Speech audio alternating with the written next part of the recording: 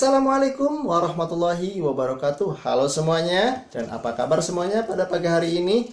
Bapak harap semuanya ada dalam keadaan sehat, ceria, dan juga bahagia. Baik anak-anakku semuanya, kalian pasti baru pertama kali melihat Bapak. Oke, perkenalkan, nama Bapak Muhammad Afriza Alba. Untuk mulai semester sekarang, sebagian kelas 7 akan belajar PAI-nya bersama Bapak ya.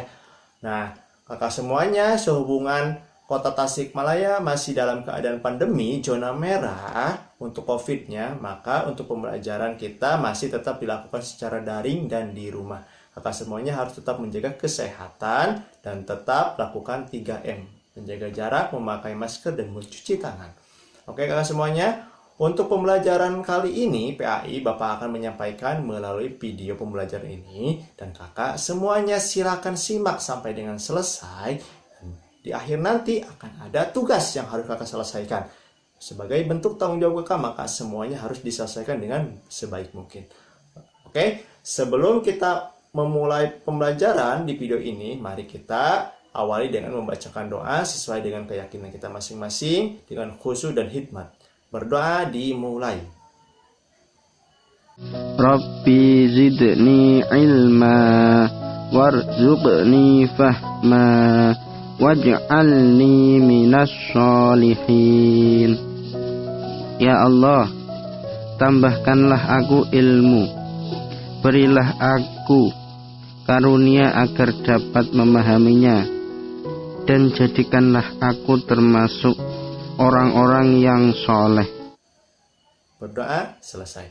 Kakak semuanya silakan simak dengan baik video pembelajarannya dan harus mendapatkan ilmu, tidak hanya belajar melihat video saja. Silakan dan semangat.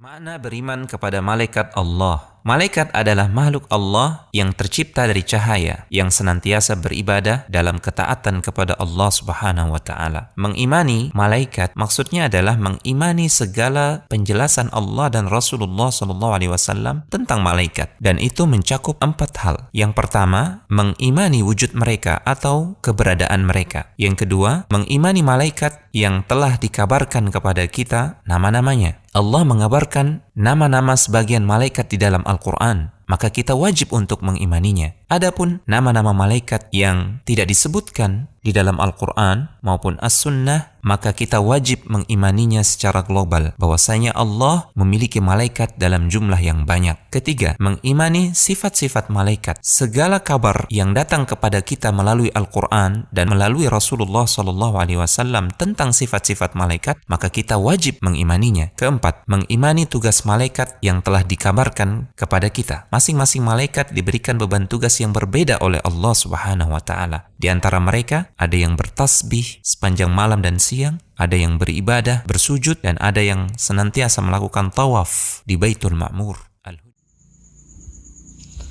Adapun hukum mengenai iman kepada malaikat adalah wajib ain atau fardu ain.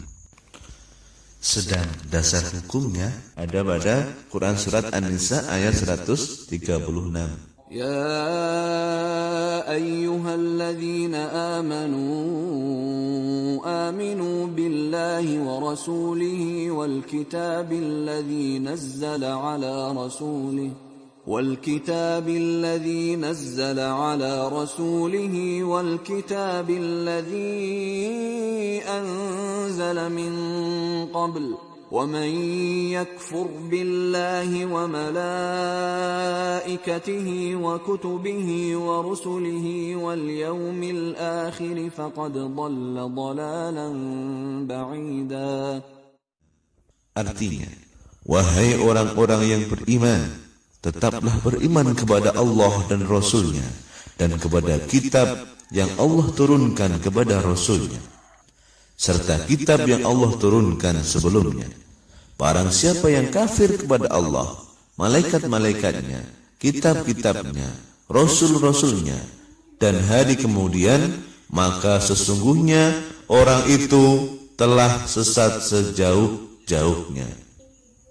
Setelah mengetahui definisi, hukum, dan dasar-dasarnya, mungkin kita akan bertanya-tanya, siapa saja malaikat yang Allah ciptakan? dan apa saja tugas yang Allah amanahkan. Allah menciptakan malaikat dengan jumlah yang tak terhitung. Namun dari setiap banyak malaikat yang Allah ciptakan, hanya ada 10 malaikat yang wajib kita iman. Yang pertama adalah malaikat Jibril. Malaikat Jibril ini bertugas membawa wahyu kepada para nabi, kemudian menjaga Madinah dari Dajjal. Kemudian malaikat Jibril akan turun pada waktu malam Lailatul Qadar, kemudian membawa risalah kepada setiap makhluk. Malaikat yang kedua adalah malaikat Mikail. Malaikat Mikail bertugas membagi rezeki, menjaga Makkah dari Dajjal, kemudian mengatur air yang turun dari langit atau bersumber dari bumi. Kemudian ada malaikat Israfil. Malaikat Israfil bertugas meniup trompet sangkakala atau trompet pertanda akhir zaman. Kemudian malaikat Israel. Malaikat Israel bertugas untuk mencabut nyawa atau bisa disebut dengan malaikat maut. Kemudian malaikat Mungkar dan Nangkir. Malaikat yang bertugas menanyai orang di alam kubur. Apa saja yang ditanyakan? Yang pertama adalah Marabbuka, siapa Tuhanmu? Siapa nabimu? Apa agamamu? Apa kitabmu? Di mana kiblatmu? Siapa saudaramu? Kemudian malaikat Raqib yang bertugas mencatat segala amal kebaikan. Kemudian malaikat Atid yang bertugas mencatat segala amal buruk. Maka hati-hati di setiap tindak langkah kita selalu diawasi oleh malaikat. Malaikat Malik bertugas untuk menjaga neraka dan sebagai pemimpin malaikat yang bertugas di dalam neraka. Yang terakhir, malaikat Ridwan, malaikat yang bertugas menjaga dan mengawasi surga serta menyambut semua hamba Allah yang akan masuk surga. Semoga kita sebagai salah satu umat Muhammad yang bisa masuk surga. Amin. Kemudian hikmah beriman kepada malaikat yang pertama adalah menambah keimanan dan ketakwaan kepada Allah Subhanahu wa taala. Yang kedua, senantiasa berhati-hati dalam bertindak dan berucap karena apa yang diperbuat tidak luput dari pengawasan malaikat. Kemudian menambah kesadaran bahwa adanya alam lain yang tidak bisa dijangkau oleh manusia, yakni alam malaikat atau alam gaib.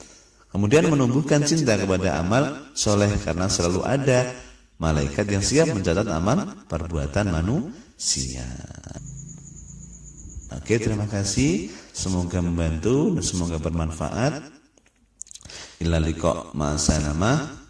Wassalamualaikum warahmatullahi wabarakatuh.